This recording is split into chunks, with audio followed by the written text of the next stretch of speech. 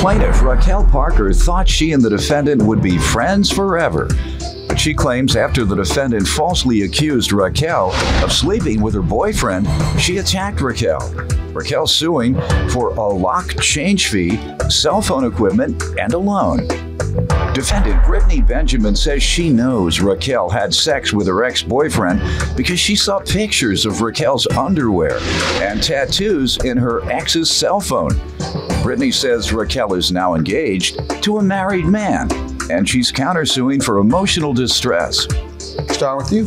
Okay, Your Honor. I met Ms. Benjamin in 2010 through a family member of hers, and we became friends.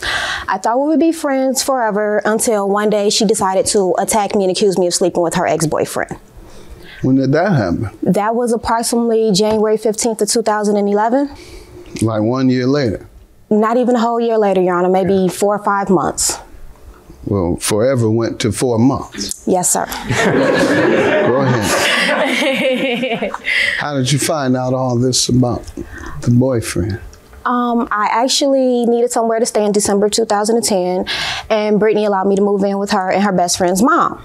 So, everything was going fine until January, and then one day she leaves and she comes back and she had popped off all her nails and she's crying, and I'm like, what's going on? Your Honor. Not true. All right, go ahead. I'm like, what's going on? I'm in the kitchen. I'm trying to wash dishes because her best friend's mom was back. Kitchen was dirty as a, courtesy. So what happened? I'm washing dishes and Brittany comes in. She's like, Kels, did you do it? Did you sleep with him? I'm like, what are you talking about, Brittany? She's like, did you sleep with him? Did you do it? I'm like, sleep with who? And she proceeds to tell me Quiet, man. Go ahead. She proceeds to tell me that she went through her ex-boyfriend's phone and there was a picture of a young lady in there with red ruffle panties. Your Honor, I didn't even have red panties, let alone panties with ruffles. And Brittany knows What made her think it was you, though? He told her that it was me. But no. Brittany knows that I have a tattoo on my lower back that says honey bun. She's seen it. And Ryan 3 times on her back, so it was so obvious. We're going to get to the lock change and all the other stuff you're suing her about, but how did this end? It ended in a fight. I had a knife, January 15th. She threw my belongings outside of the apartment into the hallway. The fight was broken up by her cousin, and I left. How was the fight initiated? Brittany began attacking me. She began punching me. After confronting you about? No. Correction, Your Honor. Let's make this correction right now. She was sleeping with my ex-boyfriend. At the time, he was my boyfriend. But, Raquel, only reason why I did confront her about it was because I knew it was her. I had some issues about it that I didn't think it was her, but at the same time, when I looked through the phone and I made a correction. She denies it. Did you ever find out? Yes, I did, because he ended up admitting to it. And when I looked at the picture, I seen that it was red ruffle, nasty panties, and She wears nasty panties? I can't help it. If she do, they looked at nasty. That's her reputation? You said it as if that's because who would sleep with somebody? You supposed to be my best friend, you feel me? And why would you sleep with my boyfriend and you knew that we was going through all these problems? I confided in you. Didn't. She did. Has she ever admitted it? I confided in her. Has she ever admitted it? No. All right, so you're saying out of all the people that wear red underwear that it had to be her? Your Honor, it was her because of the honey bun tattoo and the 2 Ryans on the back of her shoulders. All right. She had a Ryan right here and a Ryan on her head before she got it covered up. All right. So I knew that was her. She was my best friend. I talked to her about everything. She knew the things that was going on between me and him. I would cry with her. I would laugh with her. And it just came down to all of this. I gave you a place to stay when I didn't have a place to stay. Yeah. So you basically betrayed me. A lot of times folks use the information that they get as a confidant and manipulate the situation for themselves. So sometimes folks need to refrain from bragging about their mate, because you brag to your good friend about how well your mate does whatever, or how he is to you, and then the person you're telling, their eyes go to twinkling and some point they can't hear anymore. They can't just keep hearing that. So they have to dip a little bit themselves to see what it is you're so thrilled about. She was sleeping with my ex-boyfriend. At the time, he was my boyfriend. But, you know, Raquel, only reason why I did confront her about it was because I knew it was her. I had some issues about it that I didn't think it was her, but at the same time, when I looked through the phone and I made a correction. She denies it. Did you ever find out? Yes, I did, because he ended up admitting to it.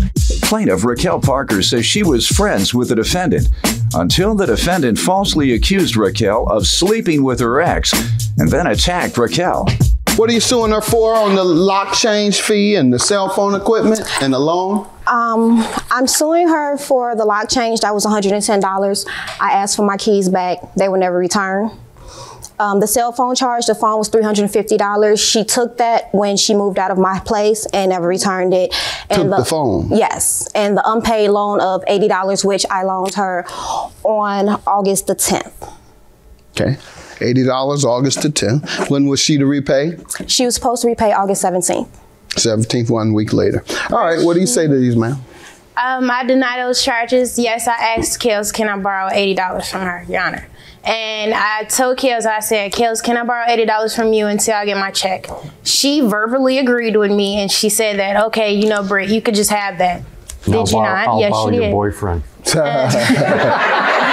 know? She verbally agreed that it would be okay for me to just have it. But, you know, I guess. So you're saying she forgave the debt? I mean, maybe that was a little payback from sleeping with my boyfriend. I don't know. Okay. But okay. At first, however, she said it was a loan. Then she changed and said it was a gift. Then she changed it when it was through a text message. Okay. So now let's get to the telephone equipment. The telephone equipment, Your Honor. She gave me the phone, and I told her that I would give it back to her. She ended up getting a new contract because she was under her so-called fiance, but a married man's, you know, account. His wife ended up finding out, and she ended up getting off the line. So she let me use the phone, and I told her, okay, you know, I give it back to you.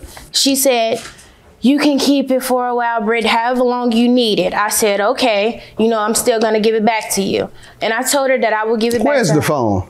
The phone is not available. I told her I would give it back. I know, and she said so and so. And on that day and time, we walked to the store together. And I told her, here, take your phone. And she said, no, you can keep the phone forever and ever and ever. And I told her, I want to give it back to you at some point because we're friends. And I know you slept with so and so, but I'll still give you your phone. Where is the phone? Your Honor, what happened with it? What has happened? She said that I could have the phone. Okay. So, that was the What end about of that. the lock change fee? The lock change fees, I tried to contact her. Yes, we had got all right, so she's here today. Are you ready I got to pay? the keys for or her. give her keys? All right, but she says she has changed the lock. Excuse me, Your Honor. I have evidence submitting where she said she would return my phone. Let's see it. I do. Then too. I also have evidence where she told me that she was going to throw my phone in the garbage, and I also have a statement from my fiance who is getting a divorce. Where a married man, though. A married man. Where he wrote a letter because the phone was in his name. I didn't know you can have a fiance while married. I just didn't know that. I took my stuff. I will bring your phone back Friday with your money I owe you. How do you reconcile that, ma'am? Because she kept asking me for it through Facebook messages. So I just said, forget it, I'll just pay you. Okay. Your counterclaim for $600 is for what? My counterclaim for $600 is for emotional distress. I know. And that is because she took me through a lot as far as in living with her. I lived in an environment full of drugs. Did you have to? No, I didn't have to. Okay, but well, how did she cause you distress if you lived there? If you lived there voluntarily, Your Honor, the reason why you just told me you lived there voluntarily. True, but I end up finding out the day I end up leaving. I contacted you end up finding out what before you left? That she had drugs in her house. Okay, well, and you left. Correct. So you didn't have time for emotional distress. I mean, because time you saw that she had drugs, you left out. Right, so if you suffered emotional distress, it was between the time you found out and to the time you got to the door. Correct. For 2 minutes then. You want 2 minutes worth of emotional distress. I mean, because you found out, oh, she got drugs. Whoa, let me leave. That's just partial. It might not even been 2 minutes. That's 30 seconds worth of emotional That's just partial of the reason. How much you want for 30 seconds? 600? No. How much? I mean, only thing I want is just for my emotional distress. Right. I mean, she finding out. But Your Honor, she took me through a lot as far as it being her friend. Okay, so because your friendship didn't work out, she should pay you. No, I'm not saying that. But what are you saying? What I'm saying is she said it was because you found out she had drugs in the house, and so you ran out. I told you, I'll give you some emotional distress for that. For 30 seconds. How long did it take you to get out? 10 seconds? Oh, Your Honor, 30. Are you quick on your feet? It took me a day. However long it took you to get out of the house. First you said it was because you found out she had drugs in the house, and so you ran out. I told you, I'll give you some emotional distress for that. For 30 seconds. How long did it take you to get out? 10 seconds? Oh, Your Honor, 30. Are you quick on your feet? Plaintiff Raquel Parker says she was friends with the defendant until the defendant falsely accused Raquel of sleeping with her ex and then attacked Raquel. Now, with this, we broke up our friendship. That's not actionable. People can't sue each other because they broke up their friendship or because one cheated behind the other one's back. So I'm going to grant you for the emotional distress you suffered from the time you found out she had drugs in the house to the time you got to the door, which was probably about 30 seconds. So for 30 seconds of emotional distress, because if you find out you've been, you're there and somebody has drugs, it bothers you until you get out, then you know you're safe. So from the time you found out to the time you were safe, got out of the door, it's about 30 seconds. $20 for your emotional distress. And since I ain't gonna just overlook your claim, you have a legitimate claim. All right, now with regard to your claim for the lock and for the other items, you have given me evidence where she agreed to pay all of that, and I asked her about it today, and she said she agreed to pay it. Now, she perhaps feels that she can just change her mind, but you can't. This is a debt.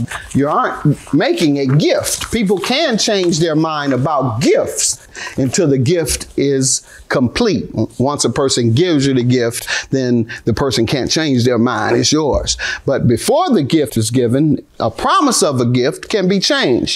So you're not saying this is the promise of a gift. You're saying that this is something you agreed to repay her for. So therefore, you cannot now say, I don't want to pay her. Because this is an agreement based on an exchange of items, not a gift. Have a good day. Judgment for the plaintiff and $20 for the defendant. Have a good day.